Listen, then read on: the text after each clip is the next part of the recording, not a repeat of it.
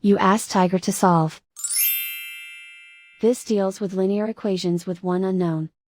The final result is m equals 1. Let's solve it step by step. Group all m terms on the left side of the equation. Subtract 4m from both sides. Simplify the arithmetic. Group like terms. Simplify the arithmetic. Isolate the m. Divide both sides by -6. Cancel out the negatives. Simplify the fraction. Cancel out the negatives. Simplify the fraction.